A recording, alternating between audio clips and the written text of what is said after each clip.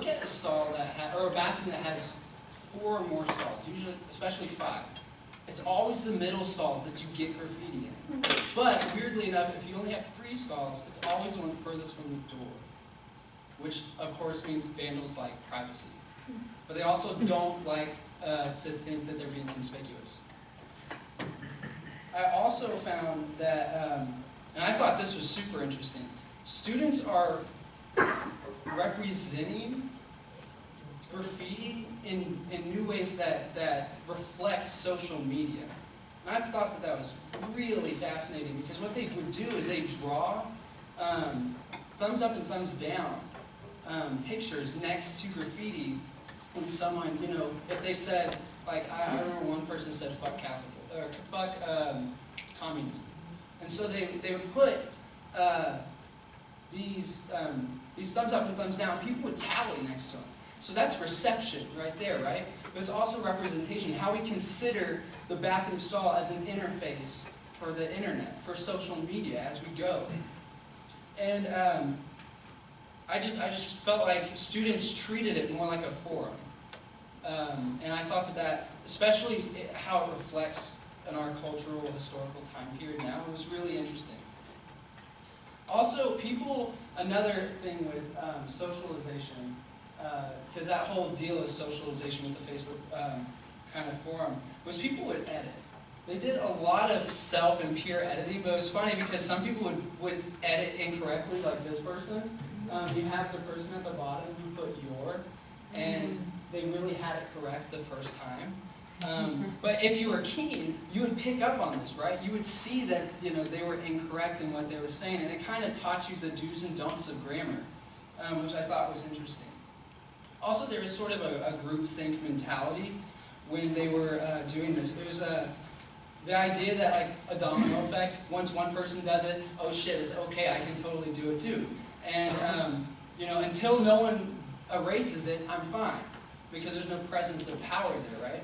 So I really liked the one person put vandalism is cool, and someone was like, yeah, you said it. It's like, oh yeah, that's really cool. Kind of like a community of vandals together.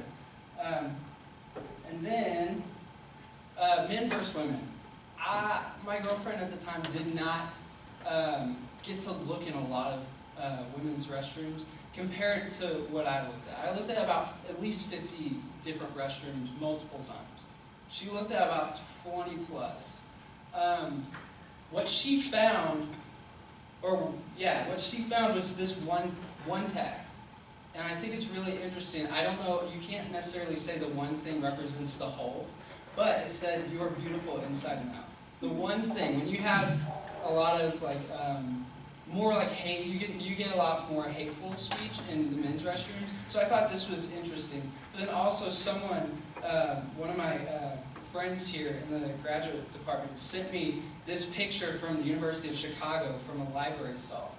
And it was from a women's restroom. I thought it was really hilarious. Hopefully you get that. If you don't, just look up what meta graffiti or meta is. So in the end, I was trying to come up with this lofty conclusion. What does it all mean? Like, there are these little bitty things. Okay, cool. But what does everything mean? Why is graffiti important? And what I found was when you mix writing, when you think about the public versus the private, because graffiti is public, right? But then there's just sort of privacy to being in the restroom and being in a stall. You don't see graffiti out in the urinals where you can be seen. You see it in stalls. And then when you put that with power relations, there's always a sense of power wherever you go, in every space you're talking about. And then space, ideology, and cultural, a culture of silence. You sort of realize that what graffiti is in its core is just the necessity of needing to communicate. When you're in a men's restroom, I don't know how it is for women. Y'all might talk a lot. I don't know to each other. But for men, it's kind of like you don't talk when you're in the restroom. If you do, like, oh, you know, I'm kind of up for like a urinal to urinal, you know, discussion, but not really. So you don't usually talk. It's kind of frowned upon. But in this situation, that's what graffiti sort of takes. Graffiti takes that that role of communication. It's the socializing aspect. You want to break the silence. Graffiti naturally is a disruption of the social order. If the social order is to be a clean stall, and graffiti disrupts that, it's that saying that, you know, we got to communicate, we're human. Evan kind of talked about this in his article. We need to exist.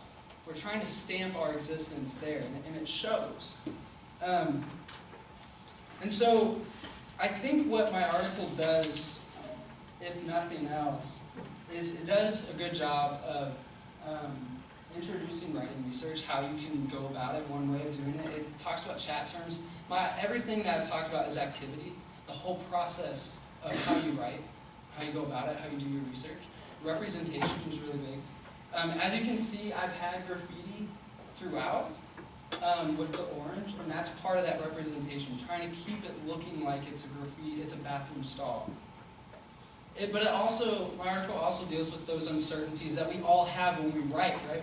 Nothing's ever always great when you're writing. You're nervous. You don't know if it's going to pan out. That's okay. Limitations come up. You fail sometimes, but you can also make it work.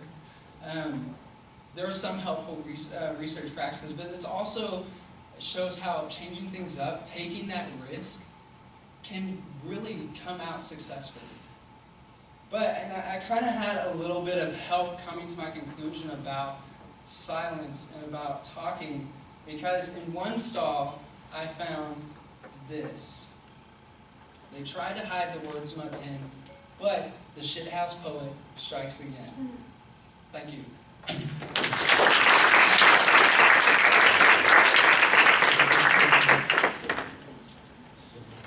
So now we have some time for some questions. If you'd like to talk to our authors, I'm sure they'd be happy to answer any questions about their presentations, about the writing process, about being a grad student, about being an intern. So anything you'd like to ask?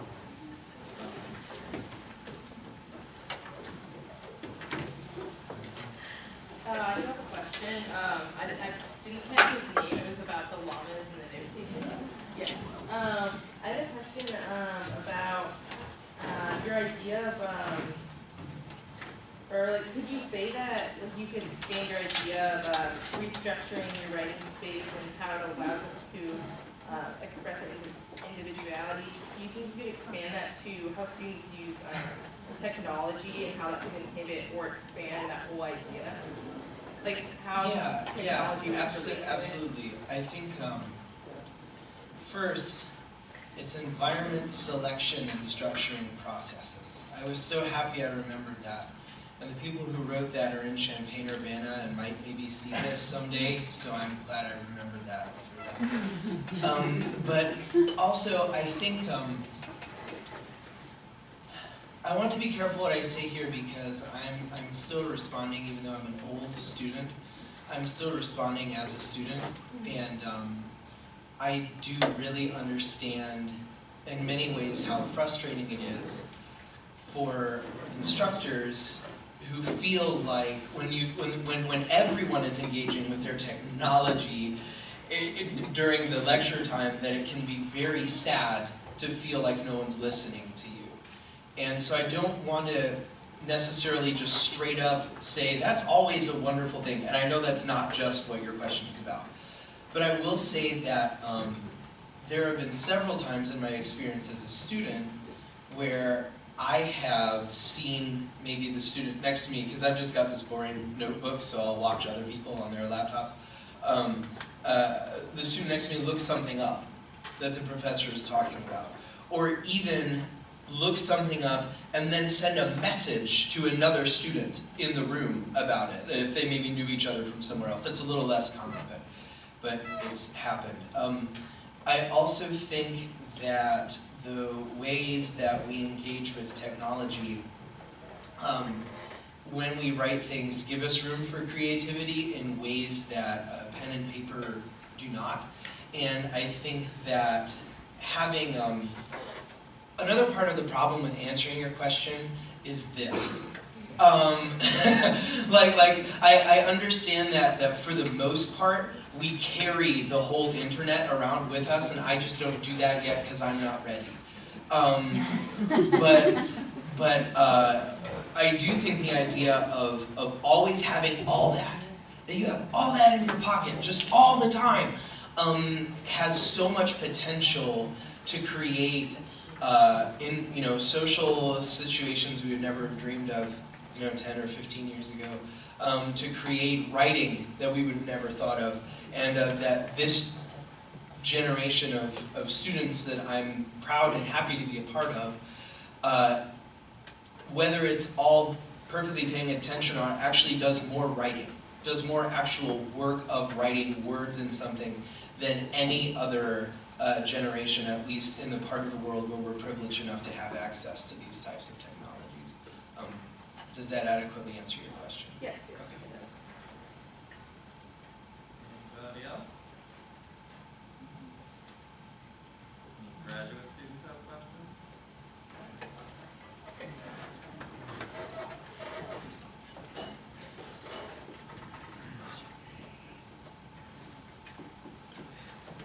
Yes, Eric. Cody, Yeah. if you had to do your article over again, what are some changes that you would make about your research practices? About my research practices? Yeah. I would, honestly, I really am fascinated with how seems to be so little graffiti in women's restrooms. I would totally get a co-research, like a co-write it. I really would, and you said you're talking about research and practice. I think I would look more into graffiti itself. I think I was too narrow in just looking at bathroom graffiti, like when I research, like Milner kind of stuff. Like I think I should look into that. Should have looked into that more. I also really like ideology. I think it's fascinating. I'm having my students do a whole project on getting graffiti and doing ideology and creating a critical argument based on that. And one of the articles I read, basically, it said it was ideological, but it just reported themes. So like religion, homophobia was actually like a whole topic in it. And of course, it was all from men's restrooms. So the researcher, there's really nothing on women's graffiti. But yeah, I think I would look more in ideology, look more at power. Yeah, if I were to do, I kind of want to do it over again, to be honest. Is there a specific thing that you were thinking that maybe I should consider, or someone could consider? Peer revision. Evan says peer revision. Peer revision? Mm-hmm. But I want to, oh, yeah, hell yeah. When we're talking about like, and I love that people have communications, or not conversations. Conversations on the board, and they'll have like arrows and shit. I think that's really interesting. I don't know social media because I don't have it, so I'm kind of, I need a co-researcher who would know more about that. But yeah, I think peer editing, the whole conversation idea and treating it like a Facebook forum, a social media forum. If someone wants to do that, if you have to write a writing research article, a grassroots article, please do one of these things. I think it would be really fascinating. Just don't look like a creeper in the process, because it's really easy to do that. Evan. I have a question for Nathan, and that's just, often I have a lot of guilt when I should be writing a thing and then don't write it and I'm doing something else, and then think about how much writing I could have gotten done in the time I was doing the other thing. Should I, with your research, have you found that there's a reduction in procrastinators' guilt? Because I could see those things as just another part of the writing process. Like, it wasn't a 3-hour nap, it was preparing to write. Yes. Guilt is almost never useful in almost any way. Not in that way, at least. I think over things that, at the end of the day, in English land at least, we love writing, right? And writing is very important. But as a thing to feel like morally guilty about not doing, I don't think so. It's not that valuable. It's beautiful, but it's not, you don't have to do that to yourself, ever. is what I think about that. I also think that maybe the nap was part of the writing process, maybe it was, but that even if it wasn't, it was part of the living process. And that's still, that you can really screw yourself with getting too far into this. You really can ruin what could otherwise have been a really good writing assignment, you know? I've sometimes, and this doesn't happen very often, but I've sometimes dreamed about like writing something, and then I'll think I'm gonna wake up and like write it down right away, but I don't usually wake up. Like the sound I usually wake up to is the sound of my son crying, and so I have to go get him out of his crib first, and then, you know, of course I don't remember anything anymore. But I mean, come on, like there's this little person greeting me in the morning, you know, like the writing was less important than that. And I think that in a lot of ways, self-care and doing the things that you need to do to remind yourself to be a person are more important. With that said, though, you can definitely take that too far. You can definitely go into realms of where you know, your performance as a student does have certain material effects in one way or another on your life later on, and you don't. But everyone has their own boundary for that, you know, and I think people know what that is for themselves. But it's definitely not anything that you have to feel guilty about. Sarah? I'm wondering if Annie and Nathan can share just a little bit about what their role as writing research interns has been, the type, just share a few of the activities that you've done in case anyone in the room is interested in applying, wants a better sense of what you do. Sure. We do a lot of different things. The main ones is the podcast, obviously, but we also do review letters and edits for Grassroots journal submissions.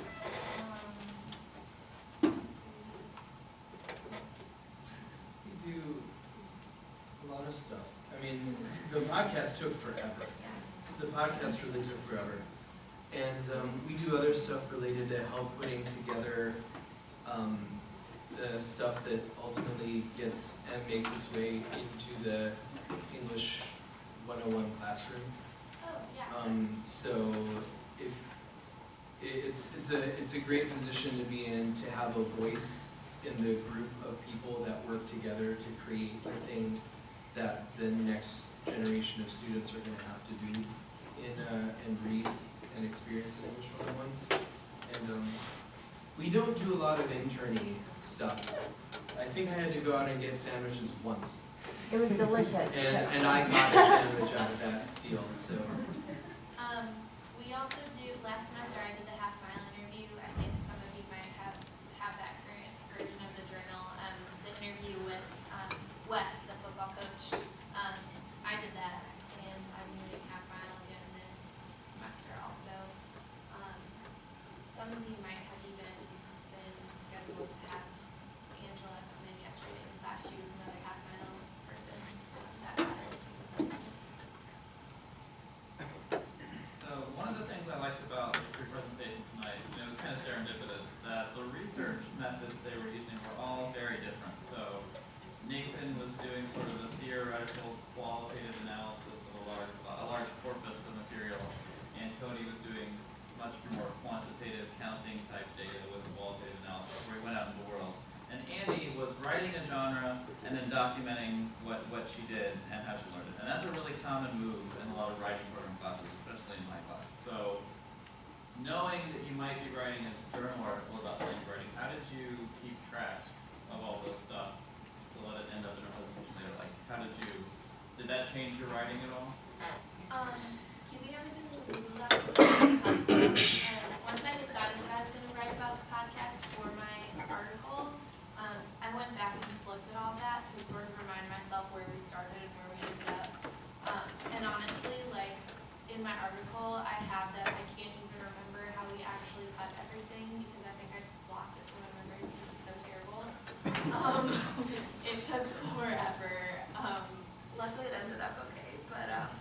And that was because there were parts where we would be recording and like there was like 5 whole minutes where I just talked about Batman and the Super Bowl. Like I really made that harder for us, maybe than was necessary. But Yes. So it's about 8:30, which means we are out of time. But the video for this will be up at iscready.com within the next year or so. And so you can check this out as many times